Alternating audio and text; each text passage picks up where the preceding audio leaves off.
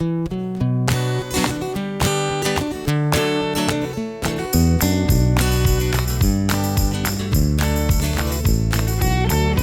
the Underpowered Hour. On this week's show, we're joined by Bob Steele to talk about all things ANARC. We find a Defender to match your yacht and some brand new products from our friends at Pangolin 4x4. And now, without further delay, here's the show.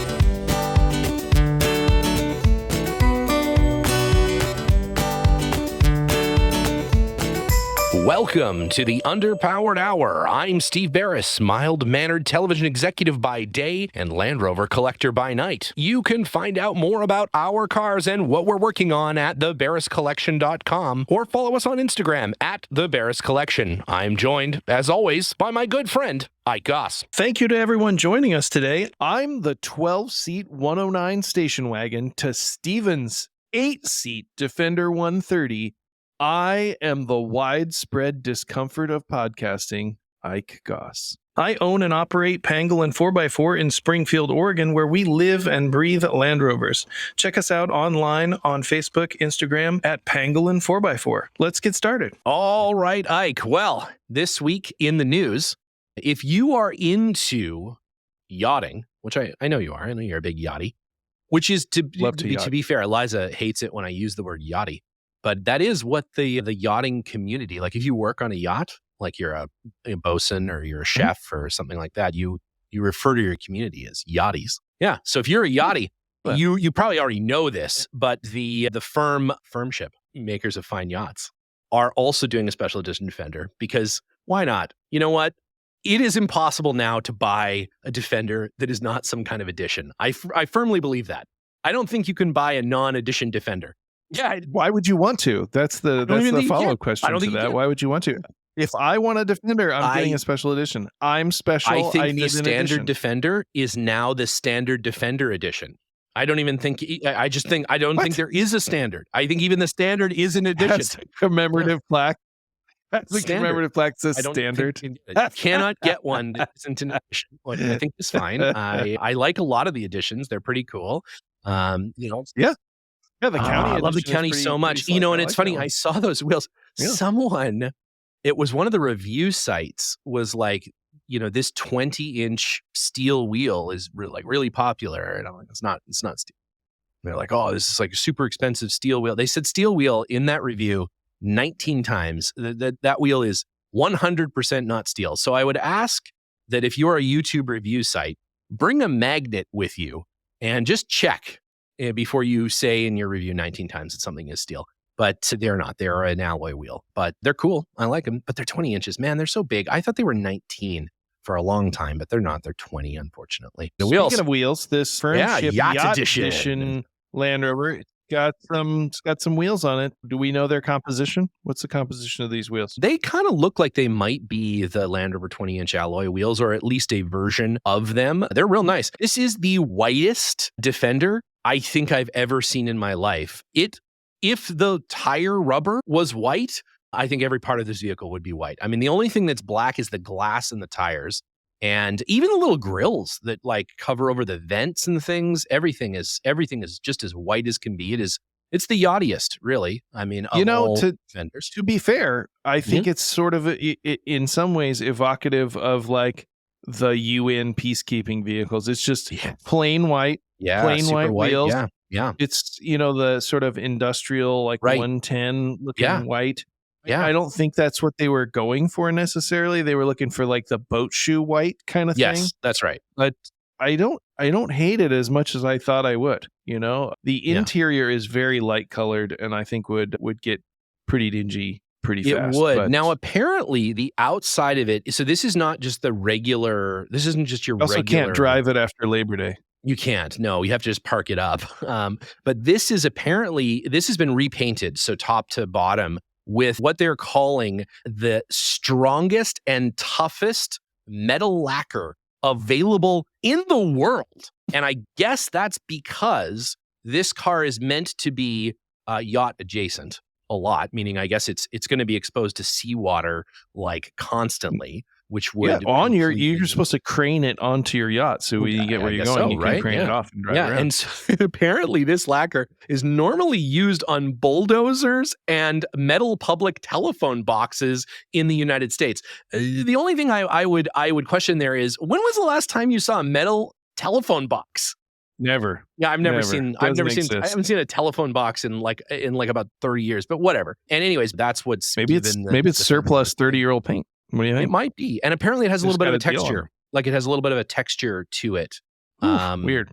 So it's like, that almost sounds like kind of a diet caffeine-free Rhino liner. So, maybe. You know what this thing needs? It needs a NAS Defender cage and a snorkel. That would be cool. But the cool, inside, right? the steering wheel is suede and the dash is suede, which does beg the question, how long will that stay clean? Because it is white, like white suede. Whew, is it white? It's very white. Yeah, it's very white. And it looks really nice though. And I agree. I think that you put the UN triangle on the door of this sucker, and you got yourself a peacekeeping vehicle. Now, I imagine, I'm just saying, you drive around wearing one of those helmets, those wraparound helmets, the blue helmets, the blue mushroom. Yeah. I imagine this thing is not cheap, as the the FirmShip $7,000. I think it's on top of the base price of the vehicle. That's right. Yeah, the FirmShip 55, which is, it looks kind of like a tugboat, honestly. Like, I know these are like luxury yachts if you look at the photos inside of them, and all the teak little things and stuff. But these aren't like crazy ass like Larry Ellison boats. Like, these are just little, these are just like little ships. This is something you would have like if you were, let's say, in Amsterdam or something. These aren't like massive yachts or something. So yeah, they're pretty cool. And they are also, their motif is super white. Everything is white and teak and everything. So this car matches really well. And I actually think this is one of the nicer editions of Fender that I've seen. I kind of wish that Land Rover made something like this. It's white. Even the windshield wiper arms are even white. I saw that. The cases around the back of the headlight enclosures are white. They really whited this thing out, man. I mean, it's the opposite of murdered out. This is like the exact opposite. It's pretty cool. You need two in your garage. You need a black one and a white one. Oh, and a white one, yeah. The yin and yang. Different stormtrooper outfits for each one. I like it. I think it's pretty cool. I'd get one. It's pretty good. It's not the worst one that I've seen. It's not the worst one I've seen. Nope. So what? 155,000, give or take, depending on what base Defender you buy, I guess. But act now. I think they're only going to make 25 of these. So you better hurry out there to get yours. What's the best kind of ship, Steven? That's a FirmShip. FirmShip. FirmShip. Well, yeah. Now, I did hear that there's a slightly less potent one coming from Flaccid Boat. Flaccid Boat? Is that your It's a competitor. Yacht designer of choice? Yeah, Flaccid Boat. They, they're not quite, they don't have quite the... Well, speaking of new products, have we got a couple of good ones here for you guys today? We're going to talk about the new 109 Land Rover aluminum fuel tank from your good friends over at Pangolin 4x4. I love those guys. They're really a great group of folks, and if you get Peanut the dog tested, Peanut the dog approved. you should go visit them. At any rate, for a long time, 109 fuel tanks for the station wagon vehicles and the later series 109 pickups, those have a rear tank. That tank has been available, but only as a very late style tank with a bayonet style sender. So they don't really fit well the earlier cars. They don't use the original sending unit, and then you have a problem with the compatibility with the gauge. So there's a bunch of cars of that vintage running around with no fuel gauge because it's a problem. So you just have to rock the car back and forth and listen to the sloshing. You actually got a long stick that you stick down into the fuel tank to figure out. You have a tiny guy in a boat down there, and you just yell down there like, "How much have I got left?" That's from Waterworld. You just describe a scene from Waterworld. That is what it is. That's where I got it from. I felt so bad when that guy blew up in the explosion. He was glad. He was glad he got blown up because he lived in an oil tanker. It was a terrible way to live. He was like on a little Gollum boat in the oil tanker. He was like, how much oil we got left down there? And he's like, not. Well, at any rate, now there's an aluminum fuel tank available for your Series 2, Series 2A or Series 3 109 station wagon. That is a unit that won't leak immediately. The ones that were commonly available in the aftermarket were uncoated on the inside. They had no coating. And so any condensation would cause them to rust. Yeah. It was very common for them to leak immediately upon installation, or if not immediately, within several months. So this is a great thing for 109 station wagon owners to have this fuel tank. And they have a variety of neat features. They have the baffles, just like the original ones do. They accept a 6-screw sending unit. Nice. They have a screw-on filler neck, so shipping is much reduced. And you can remove and replace the trailer hitch without dropping the fuel tank. So that's some nice stuff. That is nice. So anyway, if you are in need of a 109 fuel tank, look no further than Pangolin 4x4. Your friends. And in other aluminum fabrication news, we have received a Series 3 left-hand drive lower dash from your friends over at Rad Rovers. Oh, yeah. Those guys were kind enough to send us one of their prototype. Actually, I don't think it's a prototype. I think it's a production Series 3 lower dash. So this is another product that hasn't been available for a long time. Super Series hard 3 to lower find, dash. Possible. Super hard to find. It's kind of a corrosion trap between the bulkhead and the lower dash. Was it designed specifically to rot away completely? To dissolve. Yes, and it's impossible to see that when you look at the vehicle in many cases because it's covered in vinyl. So you see this car and it looks pretty nice on the inside, and then you touch the dash and it's just vinyl. It's floppy. It's not what you want. So these guys over at Rad Rovers have designed and built a fully aluminum alloy replacement lower dash. And the other problem with the original was the heater ducting was actually part of the dash. The changes in temperatures caused condensation and corrosion in the inside the dash. So these Rad Rover guys saw that there was no available lower dash. People were restoring dashes, spending lots of money on custom fabrication. So they kindly sent us a really nicely constructed lower dash. It's fully laser cut, CNC formed, and TIG welded, and it's really nice. We'll put some pictures up on the show notes. We haven't had a chance to fit one to a Series 3, but not only does it have the full lower dash section with the heater ducting in it, it also has, I believe, a wiper motor cover. So this goes side to side, full lower dash for a left-hand drive Series 3. So anyway, something to look out for if you've got a Series 3 and you need a lower dash, which is like, I think somewhere around 100%. 100% of Series 3s need that. Yeah, absolutely. Yeah, especially the wiper motor cover, because that's right by the door and seems to just... Also very difficult to get. Super hard. Yeah, that wiper motor cover kind of continued into the Defender, but most of those have like little switch holes and stuff in them. But the Series 3s never got. The nice thing about that, though, on your Series 3 is if you need to change the wiper motor off, you can just often pull that thing off or simply push your hand through it because it's completely corroded under that vinyl. So you can usually just falls off. Mush it away. Yeah, you can just mush it away. It's easy to easy to get down there. Yeah, so that's good. Frequently, it feels like it's made of fondant. It's like, is it cake? Is it dash cake? Is cake? You're not sure. Your dash is cake. You're not sure. Yeah, same exactly. consistency. Well, speaking of is it cake? Yeah, we've got a good show for you today. So I understand that we have a Land Rover celebrity, if you might say a Land Rover luminary on the show today. I think you would say a Land Rover. We have the high priest of ANARC. We have the roving architect. We have none other than legendary Bob Steele himself, fresh from the slopes. We've actually got him in between ski runs on a big just skied into the interview room off of a triple diamond. He did. That's right. Yeah. Slope. He's here.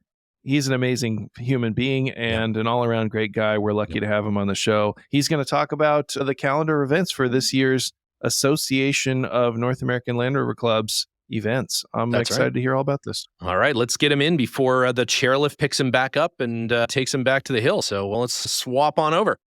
All right. Well, we are joined by a good friend of the show, a patron, in fact, maybe patron saint of ANARC, the Archduke, if you will, of ANARC. I always get this mixed up because I always want to say North American, but it's actually Association of American Rover Clubs. The one, the only, the irrefutable, irreplaceable, and certainly unimpeachable Bob Steele. Bob, welcome back to the show. It is always a pleasure to talk to you. Thank you for taking a few moments out of what sounds like a pretty epic ski trip to chat with us and get a little bit of an ANARC State of the Union. Glad to be here. It's great to see you guys. Well, it is always great to see you, Bob. So we thought maybe we would just get a little bit of an ANARC calendar update. I know that John Kosich and the rest of the Center Steer gang are going to do a little bit deeper dive into some of the upcoming events, but I thought we might just talk about the year in ANARC and what we have in store for the community and what everybody has to look forward to. I know I'm certainly, as Jeff Aronson and I were chatting the other night, I'm certainly looking forward to making up a bunch of facts about the RTV again, and we're certainly looking forward to the ANARC Cup and all that sort of stuff, and just getting together with the North American community of Land Rover owners and enthusiasts. And so, what do we have to look forward to this year, Bob? Well, let me start off, if I could, by just thanking everybody who participated last year in the 75th Diamond Jubilee. Many of your listeners and supporters, Steve and Ike, were there. You were both there. You were a big part of our celebration. We had somewhere over 500 vehicles and over 1,000 enthusiasts from around the continent attend the events. Thank you to all of you. Our goal at ANARC is to keep that good energy going forward into 2024. Mm-hmm. And we're very excited that we can announce we're going to have 3 events this year with member clubs that kind of go all across the continent. Yeah. Last year we were in New York at Greek Peak for the 75th. This year we're working with 3 clubs, and we can announce the dates of those and a little bit of the specifics. And Steve, as you mentioned, John with Center Steer, they'll be getting into details in the future. I hope you'll be doing the same. We'd love for all of the Land Rover community to know about these events. They're wonderful opportunities to go and see different parts of the country, get to meet new people, make new friends, get to see old friends. So we're very excited at ANARC to have this going. All of the clubs, we have approximately 24, it might be 27 if there's an exact number of member clubs across the United States, Canada, Mexico. Mm-hmm. That comprise over 6,000 members. Mm-hmm. So at a minimum, we are hopefully being a big part of those 6,000 Land Rover enthusiasts, being a part of their lives. And our goal is to enrich it further by having these opportunities to get out and about. Yeah. So, the 3 events coming up, Ike, in your neighborhood, first up is the Pacific Coast Rover Club. Those guys in Oregon, you guys are the top of the heap. You guys have some great leaders up there. We have an event scheduled in Redmond, Oregon, May 24th to 27th. That is Memorial Day weekend, so hopefully that helps with a 4-day event for people who want to travel to Redmond. There's an airport there for people who fly in. We don't encourage that. We're Land Rover owners. We like to drive everything from our Series 1 to our brand spanking new Range Rovers. That's right. Unless your 80-inch arrives in Placid Lassie, in which case you make an exception there. That would be all right. That's all right. If Ben flies in Dixon's 80-inch, that would be, that's the only exception. That's the only exception. Yeah. And the good news is there are a lot of people coming out, Ike, to visit you in Oregon who are from the East Coast. Some of us will be driving cross country. That's right. And they will all need their vehicles repaired. So, yeah. I'm looking forward to it. This event has been on the radar for a little while, and with the combined forces of the PCRC, which is a fairly active club with a pretty good membership, lots of really nice folks in the Pacific Northwest region, all the way from Idaho to British Columbia to Northern California. Kind of a good group of people, and what a great area to explore. So I'm looking forward to it. I'm hoping to do some trail runs with everyone. Just gotta decide what's the right vehicle to bring. So we'll see. I really appreciate all the efforts that not only the PCRC have put in, but also your ANARC fellow compatriots. So thanks again for doing that. And it's great to see some of that next level enthusiasm, for these national type events. So I'm excited to see what we got going on. I'm already applying the pressure to John Kosich to fly here to Los Angeles, and then he and I will drive up in the Freelander. I think it's the perfect way. Put John over the top, Steve. That's his dream. Right? I know. I think it's the right way. It's the right way to start, to see that Freelander come into that event under its own power. Nigh impossible, but I think it's the right way to do it. So right, and that would be cause for celebration right there. I think that's exactly right.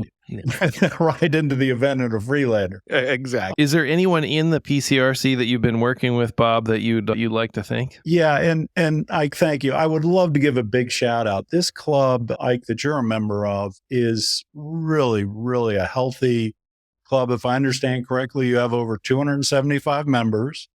As you note, they're scattered all across the Pacific Northwest. Their president, Bruce Franklin, has been instrumental in getting all this going. Lou Tauber is very active in the event planning. There's Bryce Oliver, Rebecca Oliver, Jesse Coombs, Jeff Carpenter, Karen Gillette, Ryan Phillips. Those are just some of the people who are helping out, Ike. So your club has really stepped up in a big way. And you're correct. They're really they're the boots on the ground, right? They're the ones doing all the work out there, working with caterers, setting up the trail network, doing the specifics, while my dear friend, Bruce Fowler, I think you know Bruce, he and I just spent the week together up in Maine at his Winter Romp event. Bruce and I are doing our best to supplement and support all of the PCRC leadership, and that's our job. And, we've mentioned John. John's actually a big part of this. I didn't realize John was such a techno wizard, and he can set up websites, event registrations, do all this incredible stuff, but not to mention all the boot on social media, which I know nothing about. But there are probably a dozen critical volunteers already working on this event to ensure that in May, when we all show up in Redmond, Oregon, we're all going to have a great time. And to be specific, it is at the Deschutes County Fair and Expo Center, which is a beautiful venue. That's where they actually host the Overland Expo. Oh, right. Okay. Yeah, sure. Yep. We've been there. So we're renting. We're renting buildings for the meals and the daily drivers meetings. Nice. There's free primitive camping. We've rented a couple fields there. There is an RV park adjacent to this building that's in the Fair and Expo Center. You do have to pay for those sites because they're full service, but there will be free primitive camping included in the registration. So PCRC has done a great job setting up a wonderful event. I hope everybody can make it out. We are doing our best to have this event go live for registration on March 1st. Cool. So everybody should mark that date. Okay. But March 1st is our goal to let it go live so people can start registering. PCRC is hopeful they'll have over 200 registrations. If I understand correctly, they've never had an event that big. Ike, is that correct? Well, certainly in the past, they've had some events that have been on the larger side, I would say, with over 100 registrants. Typically the Rover Rendezvous, and which is usually a spring event, and the All British Field Meet are they tend to be the most well-attended ones, but certainly one of this scale is on the ambitious side. If your membership is $275 and you're hoping that you've got 200 registrants for an event, that's pretty ambitious. But, I think getting some of the other clubs involved and obviously with your help at a national level, hopefully we can draw, a lot of visitors. So we'll do our best to get the word out. And as soon as you give us the go ahead, we'll announce, where you can sign up to attend. And we're certainly going to rally the horse-drawn Freelander Club to show up in force, and we'll get the word out there, Bob, as details emerge. And we, like I said, I've talked to Jeff Aronson already. There'll be an RTV event there. There will all that good stuff. So looking very, very, very forward to it. And Southern California is trying to field an RTV team. As you know, a little difficult to get anything together down here with any kind of accuracy or organization, but it's working on it. Distraction down there. We're working on it. So, the great thing about ANARC is that it's a reason for clubs to think about things on a national level, to come together to these events, to look at things like RTV, to look at, just look forward to events where there's a real reason for other clubs to join these events, to come together. And we can't thank you and the rest of the, entirely volunteer boards for putting this together, for coming together on our behalf and making these events happen. And the Diamond Jubilee was proof positive that, man, a little energy put behind this and look what can happen. What an incredible event. I mean, just the sheer number of different types of Land Rovers there in volume. Again, unfortunately, no Freelanders, but almost every other. I mean, there was more than one forward control there. There was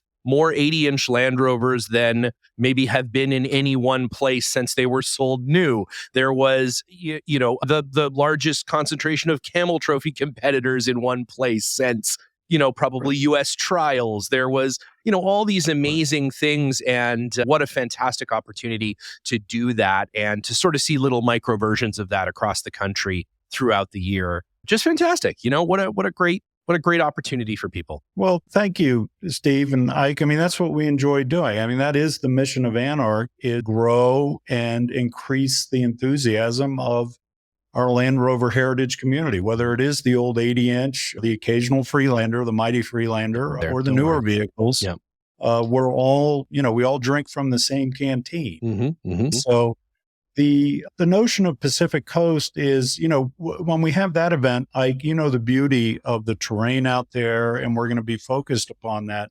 We're then going to take that to a really unique event in Minnesota. The first week in August 1st to 4th in Gilbert, Minnesota, where we're working with that club. Their president, Tony Kiefer, Dr. Rick, Dale, John, a number of others up there really active. And I have to make this announcement for the first time ever that in my recollection at a Land Rover event, we will be featuring an astrologist and focused on the Northern Lights and the constellations. Oh. Somebody named Astro Bob. Astro Bob. Is that your alter ego?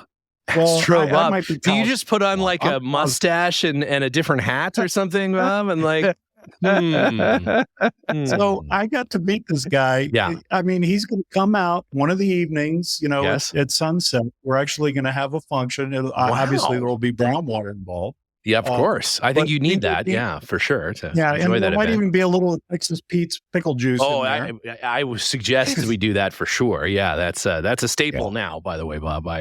So I never realized this till we started planning this event with Minnesota, that apparently this weekend in August is their high season for the Northern Lights. Oh, interesting. Okay. Yeah. So we're going to be focused upon that. It's something new. It doesn't involve terrain or our vehicles necessarily, but it is something wonderful that, that families, all of us, we can all enjoy it. So Tony and his group up in Minnesota, that event's ready to go. So cool. They're so well organized up there. Again, it'll be in Gilbert, Minnesota, August 1st to 4th.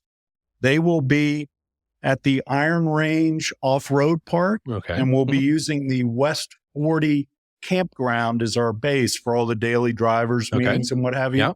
Those event details are set to go out approximately 2 or 3 weeks after we get the Pacific Coast event registration going on March 1st. But, that really could be an interesting That's super cool. Yeah. Yeah. Wow. Well, and as everybody knows, I mean, that's basically Canada. So, that's is almost the same parallel that I grew up in. And I can tell you that the Northern Lights are really something to experience. It really is an incredible phenomenon. And to sort of enjoy that with a big group of people is pretty awesome. That's super cool. Well, I'm going to have to try to make it out there for that. That sounds great. Yeah. Astro Bob. I can't wait to see Astro Bob. That's something else. Well, the interesting thing about that part of the country, the Minnesota club's have been sharing a lot of imagery and details with ANARC, with Bruce Fowler and myself. We're helping them plan it.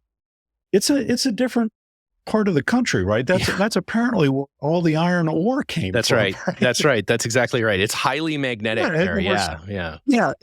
And here's a good one. We're staying on the shores of Lake Orbegon. Lake Orbegon, right? Yeah, All Orbegon, the ore's yeah. gone. So Yep. now it's a lake. Yep. Anyways, that Minnesota event will be a great time, and I encourage everybody to put that on their radar. And no reason to fly there because there are no airports nearby. You have to drive to that one. Well, that's okay. That's a beautiful part of the country to drive through. Yeah. And then our third and final event to try and spread this across the country will be in Alabama down on the Gulf Coast, Oh, wow. October 24th to 27th. Okay. The Gulf Coast Club, Charles Bell, who's their president, is working with Bruce and I on an event there at I believe it's called the Grand Forks off-road venue. It's in Robertsdale or Robertsville, Alabama. Again, those events are a little further out, or those details are a little bit further out. Charles is working with ANARC, with Bruce and I on it. And we hope to get those out by June or so. So that's a little bit further behind, but the venue has been reserved. There will be an event in Alabama. It's right near the coast, the Gulf Coast, and you're literally probably, walking distance for some to Florida. And we have information. Yeah. Bill Burke will be there for that one. Yeah, right. So, Yeah. But anyways, those are our three events. We hope everybody will mark their calendars and stay tuned for details as we get them. Steve and Ike will get them to you. We truly appreciate your support of our community, all of our member clubs at ANARC. You guys do a great job broadcasting the news, and certainly want to make sure you have everything you need. Make sure your listeners are well aware of all the good things happening in 2024. Well, and we want to try to be as present at least some part of the team. Ike, myself, Jenna, Liza, Linus, Maddie, and Abigail at least some or all of these events, part of the team, so that we can, obviously meet as many of the ANARCers as possible, as many listeners as possible, as many native Floridian animals as possible. That's definitely in our mandate this year going forward. We want to try to get out there in the community and get it Linus to wrestle a gator. So that's on our to-do list. That'd be wonderful. We'd love to see you guys there. You're part of our luminary, our celebrities. Well, I don't know about that. The country. No. Everybody loves to see you guys. I know I enjoy seeing you guys. It's always a treat to see you, and being a part of this community, you guys being out there, that's an important part of it. And I think that's why you'll see people who you saw at Greek Peak, whether it's, Jeff Aronson or Bill Burke, those types. We are talking with all our Camel Trophy friends too. We hope to have a number of them there. I don't know if we can get, close friends like Nick Dimbleby to make a trip back. But that's certainly our goal, is to introduce these clubs to some of the people well, right? Yeah. I mean, these are people who influence our community. And I think they really enjoy getting to know and to meet Land Rover enthusiasts out there. I mean, we all drink from the same canteen, and it's all good stuff. That's right. One of the exciting things for me is, you mentioned the RTV. We will have the ANARC Cup Challenge this year, and it'll be held at all three events. And cumulatively, each club, like if my club in Virginia has 2 teams in Oregon, 2 teams in Minnesota, and 2 teams in Alabama, they don't have to be the same competitors at each venue. It can be different members of Rove, of my club, or Steve, your club in Southern California. So the idea is that in Alabama in October, we'll award the ANARC Cup to the club at that point that's the winner. And as a reminder, just to make sure it's public knowledge, the New Mexico club won the event. They have the ANARC Cup, Chris Cole's shop in New Mexico. My club, Rove, Virginia, won the best cumulative score. And the team spirit, because and you saw it, Steve, they drove that trials course with a canoe on. And I loved it. That's my it was my favorite team based solely on canoe. You can get a slow down. Yeah, exactly. You do a canoe on the roof of your Range Rover. In my book, you've already won, I think, just by showing up, So yeah, exactly. Yeah. So they have elevated the bar. So, we'll be having the ANARC Cup. Now, a big supporter, I have to give a shout out to Mark Latourne at Rovers North. Rovers North will be sponsoring the trials course at all 3 events and basically managing it. Part of their gift to each of these 3 clubs is each of the clubs will receive a trials course satchel or box with the 160 canes, all the flags, cool. the banners, cool. scorecard, so that can be left with each club so that they can do RTVs in the future at their own club events. That's cool. So hats off to Mark. He's always been a big believer in these trials courses and the benefits they provide to people learning how to drive their vehicles better, or those who are just incredibly expert at getting through those courses. Courses, yeah. Thank you to Rovers North, and that's why Jeff Aronson will be at all the event. People like Zach Griswold and others at North will probably be attending also. And, we've heard from a lot of our supporters of ANARC. Hats off to Justin at Lucky 8, Ralph Sterick, Eric Riston at Atlantic British. All these people are wonderful supporters, and I could name another 20. They will all be a part of these 3 events. They will be supporting, through their support of ANARC, they are supporting these 3 clubs. Yeah. And ANARC will be distributing those funds to the clubs. So the goal is, after each of these 3 events, each of these clubs has a healthy treasury with some money in the bank to continue to do events in the future after ANARC's gone. Right.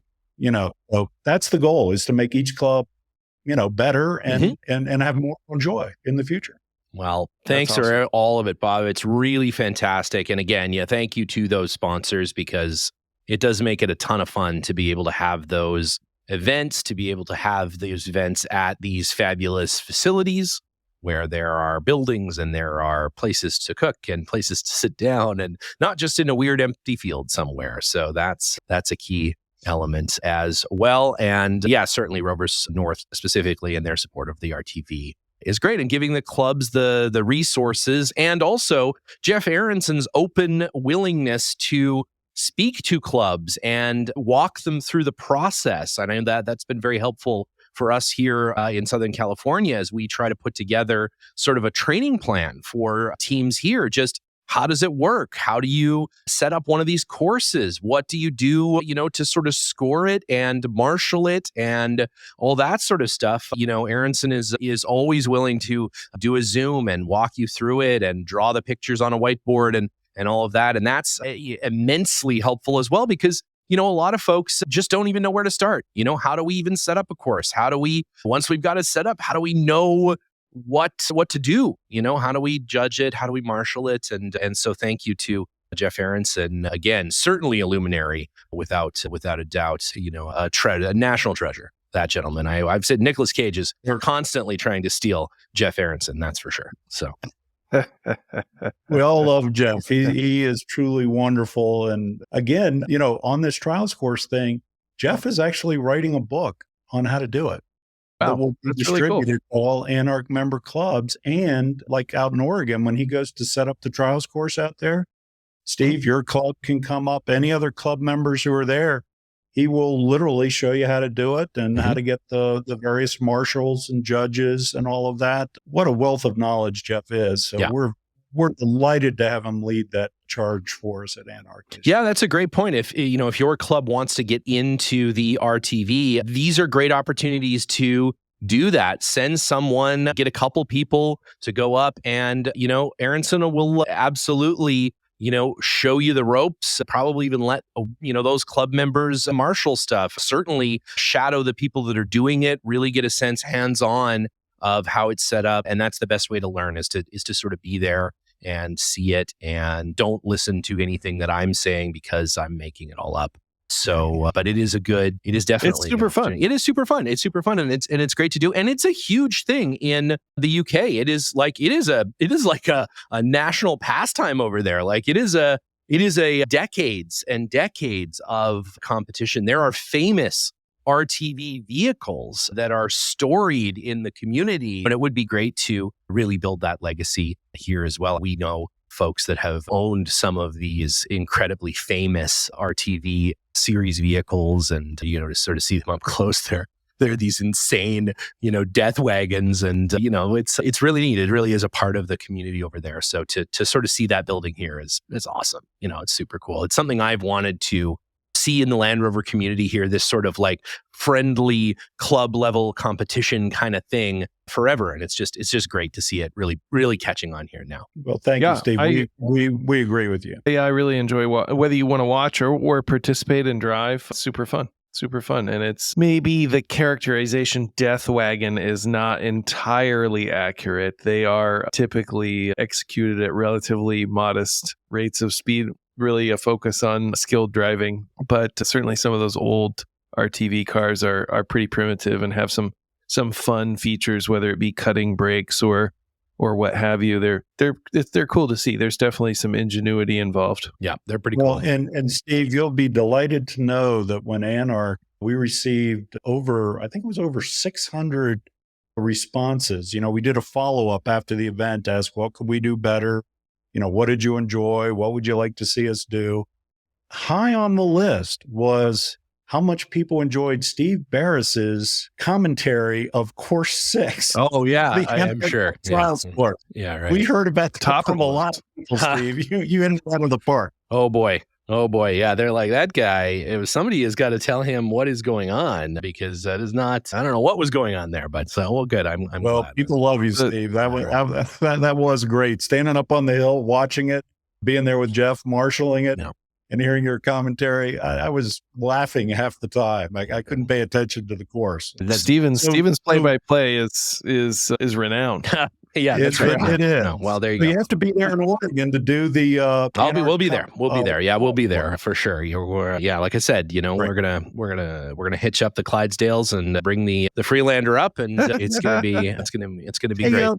Can I throw out? It dawned on me. Thank you to everybody who responded and gave us your honest input on the event. Overwhelmingly positive. So thank you. But it's very constructive. But one of the other comments was, can you guys do this every year? Oh, right. Yeah. Yeah. So, but we can announce that we have booked Greek Peak for the 80th. Oh, okay. Great. Yeah. Week. Fantastic. So that will be the next time ANARC is at Greek Peak. So mark your calendars for that, right? The 80th.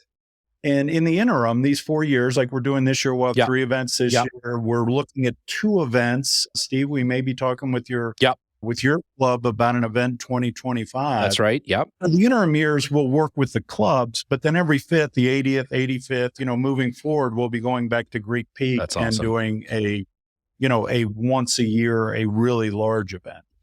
Yeah. That was really incredible. That was not only a national level event, that was an international level event. That's right. I've been to several events in other parts of the world, and there's no question you've elevated that event to a legendary stature for sure. So definitely worthwhile and we drove just like you asked. We drove all the way from Oregon to Greek Peak. For the 80th, Ike and I are going to drive the Forest Rover, so we're going to leave now to get there in time. So, especially if you're in the Freelander. Yeah, well, exactly in the Freelander. We're going to tow the Freelander with the Forest Rover, so we're going to leave now. Smart. Yeah, it's going to smart. That's going to be great. Well, Bob, it is always an immense pleasure having you on the show, and please come back frequently and give us updates as there is moving and shaking in the world of ANARC.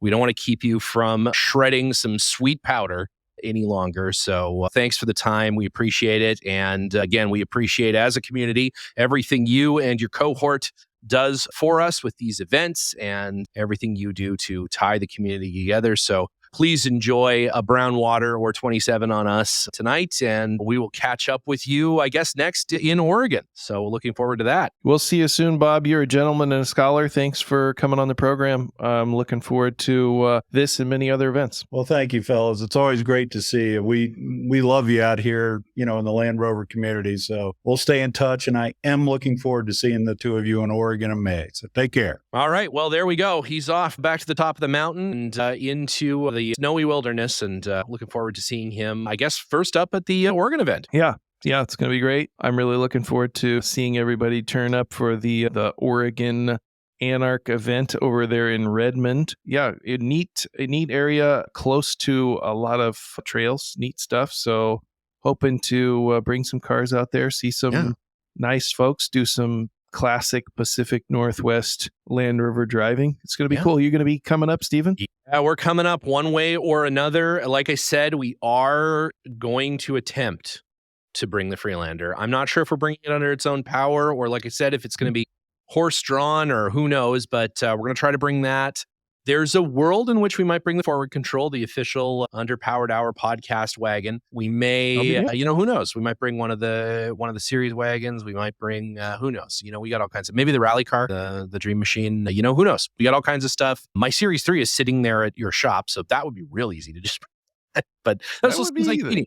Feels like cheating. Convenient. Feels like cheating. Yeah, that'd be great. Maybe I'll bring your Dodge Power Wagon and just run over a bunch of stuff. I don't know. So just a note to our listeners, as the closer we get to this ANARC event there in Oregon, we're going to be posting up some special offers. So look for those special offers on the Underpower Hour store. We're going to have some coupons that will entitle you to a free serenade by none other than Underpowered regular Linus Tremaine. So look for that. Banjo serenades, whether you want it or not, we can do forceful serenades of people that, you don't care for, if you surprise serenade at any time of day as well.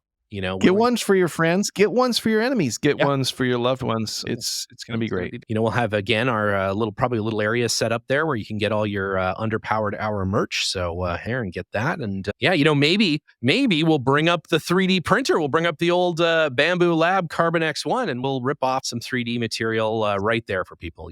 We're going to print a banjo for Linus. Oh my God, it's going to be amazing. Spend the entire weekend printing a banjo for Linus. It's going to be great. It's going to be well. Add that. We better get downstairs and start prep the Freelander, as this event is only several months away. So we're going to need to definitely start. Not going to drive itself. You better get started. Going to drive itself. All right, Ike. Well, it's been a pleasure as always, and we will see you next week. All right. See you then.